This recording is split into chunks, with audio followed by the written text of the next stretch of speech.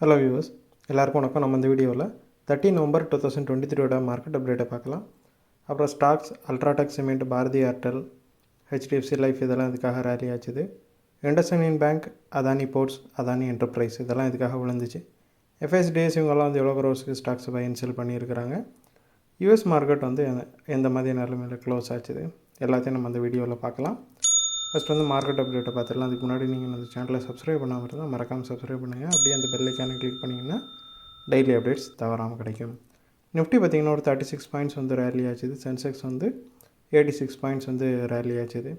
So இன்றைக்கி வந்து பெரிய சேஞ்ச் எதையும் நிஃப்டி மேக் பண்ணலை. ஸோ நான் நேற்றே சொன்ன மாதிரி இன்றைக்கி இது வந்து 52 வீக்கு ஹையை வந்து பிரேக் 52 வீக் அது வந்து ஆல் டைம் ஹையும் கூட. ஸோ அதை வந்து இன்றைக்கி பிரேக் பண்ணலை. ஸோ ஏன்னா எக்ஸ்பைரி ரிலேட்டடான ட்ரேடிங்ஸ் போயிட்டு இருந்துச்சு. அப்புறம் வந்து நேற்று வந்து நிஃப்டி நிஃப்டி க்ளோஸ் ஆனது பார்த்திங்கன்னா பெருசாக எந்த பாசிட்டிவ் நியூஸும் காட்டலை. ஸோ எல்லாம் சேர்ந்து வந்து இன்றைக்கி நிஃப்டி வந்து பெரிய அளவில் எந்த மூவும் பண்ண விடலை. ஈவன் தான் வந்து எஃப்ஐஎஸ் வந்து ஒரு மிகப்பெரிய அளவுக்கு ஸ்டாக்ஸை வந்து பை பண்ணியிருக்கிறாங்க. அப்புறம் ஸ்டாக்ஸை பார்த்தோம் அப்படின்னா அல்ட்ராடெக் சிமெண்ட் வந்து 270 பாயிண்ட்ஸ் வந்து ரேலி ஆச்சுது. 3% ரேலி இது. ஸோ இது எதனால் பார்த்தோம் அப்படின்னா அவங்க வந்து பர்ன்பூர் சிமெண்ட் கிரைண்டிங் அசெட்ஸை வந்து ஜார்க்கண்டில் வந்து அக்வயர் பண்ணியிருக்கிறாங்க. ஸோ அது ஒரு பாசிட்டிவ் நியூஸ். அது மட்டும் இல்லாமல் கெசோராம் இண்டஸ்ட்ரீஸோட சிமெண்ட் பிஸ்னஸையும் வந்து இவங்க வாங்க போகிறதா ஒரு நியூஸ் வருது. ஸோ இந்த ரெண்டு நியூஸும் சேர்ந்து அல்ட்ரா சிமெண்ட் வந்து நல்லாவே ரேலி ஆச்சுது. அப்புறம் பாரதி ஏர்டெல்லில் பார்த்தோம் அப்படின்னா அது வந்து 29 பாயிண்ட்ஸ் வந்து ரேலி ஆகிருக்குது. ஐசிசி செக்யூரிட்டிஸ் என்ன சொல்லியிருக்காங்கன்னா ஏர்டெல்லோட ஃப்ரீ கேஷ் ஃப்ளோ வந்து ஜியோவை விட அதிகம் அப்படின்னு சொல்லியிருக்காங்க. ஸோ அந்த ஃப்ரீ கேஷ் ஃப்ளோனால என்ன ஆகும் அப்படின்னா ஏர்டெல்லோட ரெவன்யூ வந்து அதிகரிக்கிறதுக்கான சான்சஸ் வந்து ரொம்ப அதிகமாக இருக்கும்.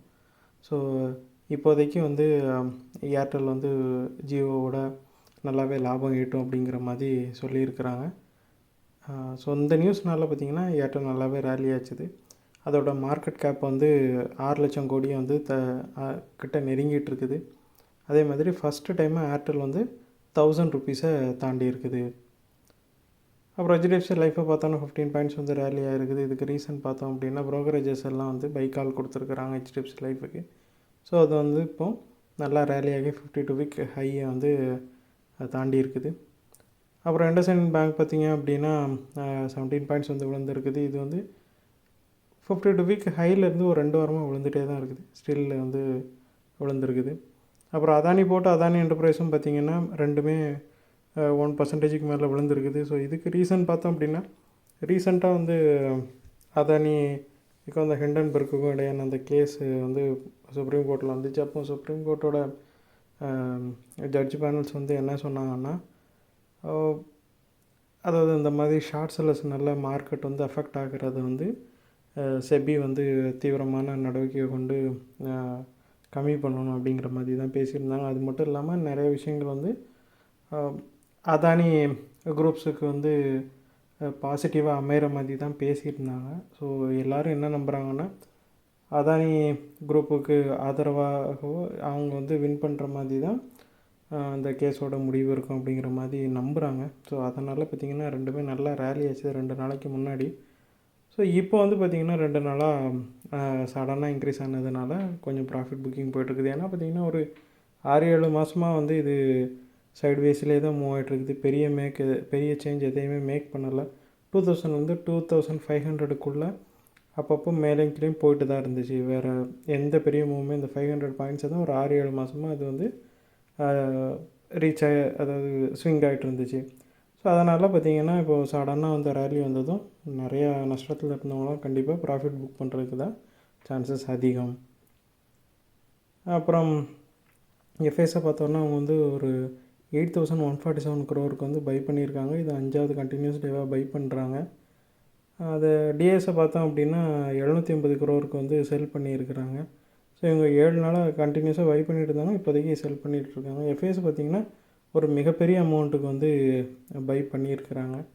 பட் என்ன தான் இவங்க பை பண்ணியிருந்தாலும் நிஃப்டியில் வந்து பெரிய தாக்கத்தை இது வந்து காட்டலை. ஸோ வந்து சில குறிப்பிட்ட ஸ்டாக்கில், அதுவும் நிஃப்டி 50ல் இல்லாத ஸ்டாக்ஸில் தான் இவங்க வந்து நிறைய இன்வெஸ்ட் பண்ணியிருக்க வாய்ப்புகள் அதிகம். அப்புறம் யூஎஸ் மார்க்கெட்டை பார்த்தோம்னா டவ் வந்து 520 பாயிண்ட்ஸ் வந்து ரேலியாக இருந்துச்சு. S&P 500 17 பாயிண்ட்ஸும் ரேலியாக இருந்துச்சு. நாஸ்டாக் பார்த்திங்கன்னா 32 பாயிண்ட்ஸ் வந்து விழுந்துருந்துச்சு. ஸோ யூஎஸ் மார்க்கெட் வந்து இந்த மாதிரி மிக்ஸ்டாக க்ளோஸ் ஆகிருக்குது. டவ் வந்து ஏன் ஒரே நாளில் இப்படி 1.47% ரேலி ஆச்சுதுன்னு பார்த்தோம் அப்படின்னா, யூஎஸில் வந்து இன்ஃப்ளேஷன் டேட்டா அப்புறம் ஜாப்லெஸ் கிளைம் டேட்டா ரெண்டுமே வந்துருந்துச்சு. ரெண்டுமே வந்து ரொம்பவே பாசிட்டிவாக மார்க்கெட்டுக்கு ஏற்ற மாதிரி வந்துருந்துச்சு. அதனால தான் பார்த்திங்கன்னா டவ் இந்த அளவுக்கு ரேலியாக இருந்துச்சு. நாஸ்டாக்கில் பார்த்திங்கன்னா நிறைய டெக்னாலஜி ஸ்டாக்ஸ் எல்லாம் கொஞ்சமாக சரிஞ்சிருக்குது. ரீசெண்டாக நல்லா ரேலியான பிறகு இப்போ கொஞ்சமாக சரிஞ்சிருக்குது. ஸோ அதனால் நாஸ்டாக் வந்து கொஞ்சமாக விழுந்திருக்குது. அப்புறம் கோல்டு பார்த்திங்கன்னா ஒரு 11 பாயிண்ட்ஸ் வந்து விழுந்திருக்குது. ஸோ இந்த வீடியோவில் உங்களுக்கு கொடுத்த இன்ஃபர்மேஷன்ஸ் எல்லாம் கண்டிப்பாக ஹெல்ப்ஃபுல்லாக இருந்திருக்கும் நான் நம்புறேன். இது உங்களோட ஃபியூச்சர் ட்ரேடிங் செஷன் கண்டிப்பாக ஹெல்ப் பண்ணும். இந்த வீடியோ உங்களுக்கு பிடிச்சிருந்துச்சின்னா லைக் பண்ணுங்கள், ஷேர் பண்ணுங்கள், மறக்காமல் சேனலுக்கு சப்ஸ்கிரைப் பண்ணுங்கள். அப்படியே இந்த பெல் ஐக்கானை கிளிக் பண்ணிங்கன்னா டெய்லி அப்டேட்ஸ் தவறாமல் கிடைக்கும். தேங்க்ஸ் ஃபார் வாட்சிங். Keep supporting. தேங்க்யூ.